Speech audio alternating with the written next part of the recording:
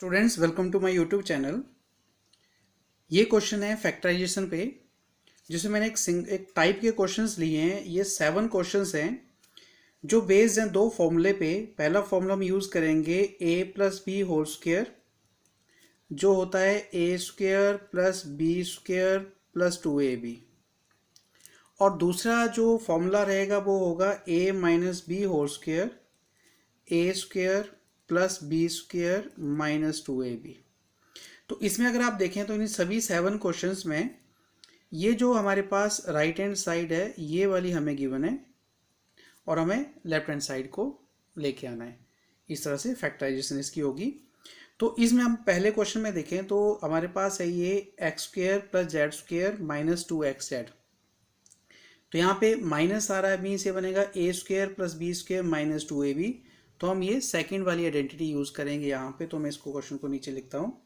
First है x square plus Z square minus 2xz। अगर हम इसको कंपेयर करें तो यहाँ से हम इसको लिख सकते हैं X whole square plus Z whole square और minus 2 into X into Z. तो अगर मैं यहाँ देखूँ तो ये बनेगा A square plus B square minus 2ab। देखिए ए जो x के इक्वल है, b जो z है और c 2ab जो x इंटू जेड हो जाएंगे। तो ये इस साइड की इक्वल बनेगा, मीन्स a यहाँ पे हो जाएगा a minus B whole square.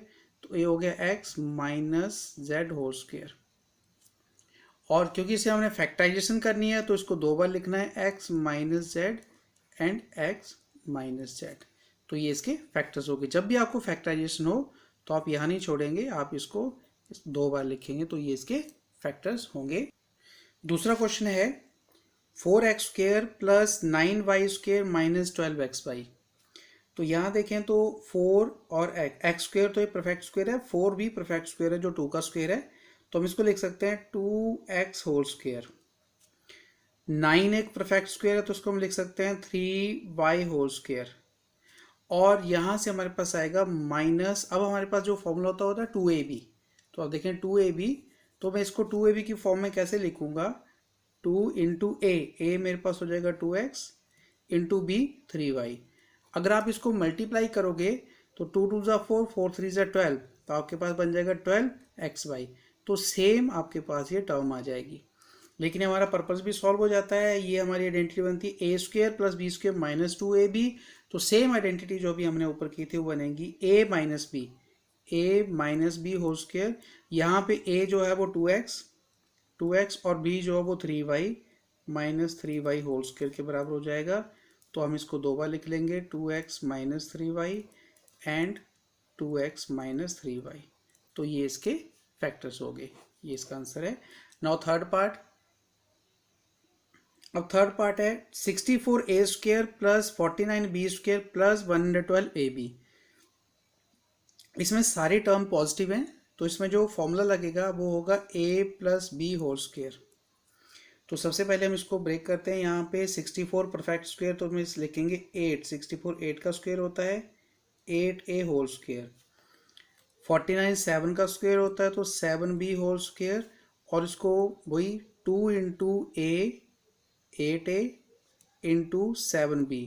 अगर आप मल्टीप्लाई करोगे तो 8 2 जा 16, 16 7 जा 112ab आ जाएगा। तो ये हमारे पास आइडेंटिटी बन गई A square plus B square plus 2ab, जो हमारी इक्वल होती है a plus B whole square के। तो यहाँ पे आ जाएगा a plus B whole square, a यहाँ पे 8a है, 8a plus 7b whole square. तो इसको हम दो बार लिखेंगे क्योंकि इसके फैक्टर्स हमने करने हैं। तो फैक्टर जो है वो दोनों को अलग अलग लिखा जाता है, 8a प्लस 7b। तो ये इसके फैक्टर्स हो गए। उसके बाद जो अगला है फोर्थ पार्ट। फोर्थ है 121 P square plus 16 Q square minus 88 P Q. तो यहाँ पे हम इसको फिर वही करेंगे। 121 जो है वो 11 का स्क्वेयर है तो 11 पी होल स्क्वेयर हो जाएगा। ये हमारे पास 4q होल स्क्वेयर हो जाएगा और ये minus 2 into 11 P into 4q। अगर आप इसको मल्टीप्लाई करें तो ये आपको 88 पी क्यू ही मिलेगा। तो फिर वही आइडेंटिटी यहाँ पे माइनस 2ab आ गया तो ये बनेगी 11p minus 4q whole square, जो हमारे पास हो जाएगा 11p minus 4q and 11p minus 4q। ये फिफ्थ क्वेश्चन है कि 9x² by minus 24x² plus 16/3। अब अगर आप इसमें देखें तो सीधी हमें कोई भी आइडेंटिटी नहीं दिख रही है, लेकिन मैंने जैसे आपको कहा इसमें आइडेंटिटी हम वही लगाएंगे, a² plus b² minus 2ab। तो सीधी हमें नहीं दिख रही, तो इसमें अगर आप देखो तो 9 एक परफेक्ट स्क्वायर है, x² भी एक परफेक्ट स्क्वायर है, लेकिन y² में नहीं है।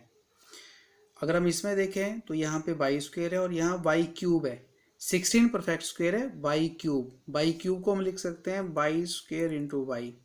तो अगर हम पूरी यहाँ पे y को कॉमन ले लें, तीनों टर्म में से अगर हम y कॉमन ले लें तो हमारे पास यहाँ रह जाएगा 9x² minus 24x² plus 16y²। तो ये y कॉमन लेने से क्या है कि ये हमें आइडेंटिटी दिखना शुरू हो जाएगी। तो अब ये आइडेंटिटी बन गई हमारे पास। अगर आप देखें तो सिर्फ इसमें है कि आपको कॉमन भी लेना पड़ सकता है, ये एक वेरिएबल भी हो सकता है, ये कुछ क्वेश्चंस में आपको कांस्टेंट भी कॉमन लेना पड़ सकता है। तो अगर हम इसको देखें, अब ये हमारे पास बनेगा 9 जो है वो 3 का स्क्वायर है, तो 3x होल स्क्वायर बन जाएगा। अब ये सेम बनेगा जो हमने पीछे क्वेश्चंस किए, 4y होल स्क्वायर, और यहाँ मैं इसको लिखूंगा 2 इंटू ए हो गया 3x इंटू 4y। अगर आप इसको मल्टीप्लाई करोगे तो आपको 24xy मिलेगा। तो ये आइडेंटिटी लग गई a² plus b² minus 2ab। तो ये हो गया आपके पास a means 3x minus 4y whole square. अब इसको हम लिखेंगे, एक्सपेंड करेंगे, तो ये क्या है, y एज इट इज़ रहेगा और 3x minus 4y and 3x minus 4y। ये है इसका आंसर है, इसके फैक्टर्स हैं। इस क्वेश्चन नंबर 6 में भी सेम जैसे हमने 5 में किया वैसे 6 में करेंगे। 3 टर्म्स हैं, तीनों पॉजिटिव हैं, तो यहाँ पे फिर आइडेंटिटी हमें बनानी पड़ेगी, कुछ ना कुछ कॉमन आएगा। तो देखिए, एक तो यहाँ पे 2 जो है वो परफेक्ट स्क्वायर नहीं है, a³ भी परफेक्ट स्क्वायर नहीं है, तो a³ को हम लिख सकते हैं a² इंटू a। तो ये a² तो परफेक्ट स्क्वायर बन जाएगा, लेकिन a हमारे कॉमन लेना पड़ेगा। तो यहाँ पे 2 और a कॉमन आएगा, तो हम यहाँ से 2a कॉमन अगर निकाल लेते हैं, तो जैसे मैंने कहा था a³ को हम a² इंटू a लिखेंगे, तो हमारे पास ब्रैकेट में रह जाता है a²।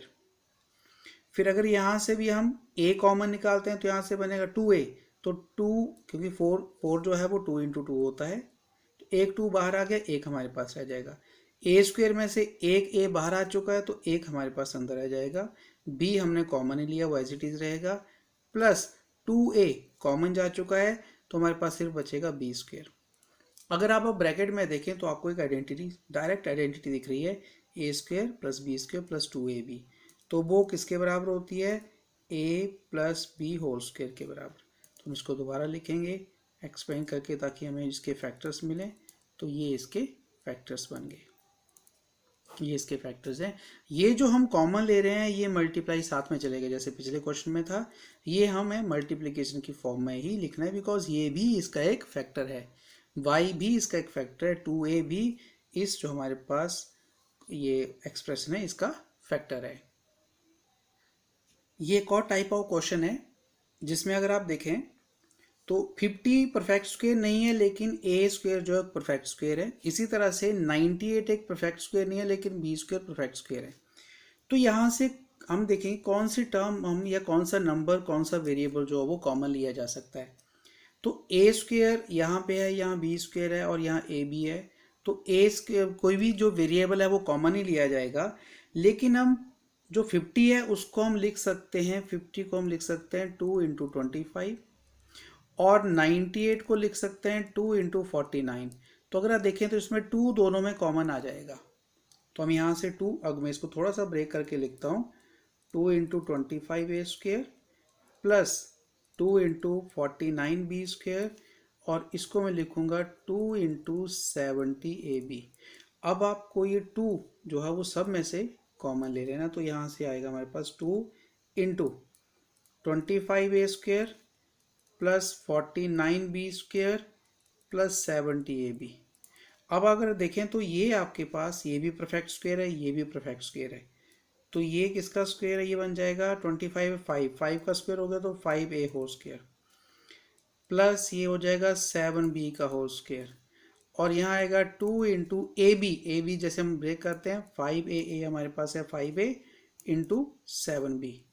तो अगर आप इसको मल्टीप्लाई करोगे तो आपको सेम ही आंसर मिलेगा। तो ये हमारी एक आइडेंटिटी बन गई। और अगर आप देखें ये बनती है a, क्योंकि तीनों पॉजिटिव हैं तो a plus B whole square, तो a plus B whole square, तो आप इसको 2 बार लिखेंगे 5a plus 7b and 5a plus 7b, ये इसके फैक्टर्स हो गए। तो हमने ये डिफरेंट टाइप के क्वेश्चन जो है आइडेंटिटी, 2 आइडेंटिटीज हमने आज यहाँ पे यूज़ की हैं।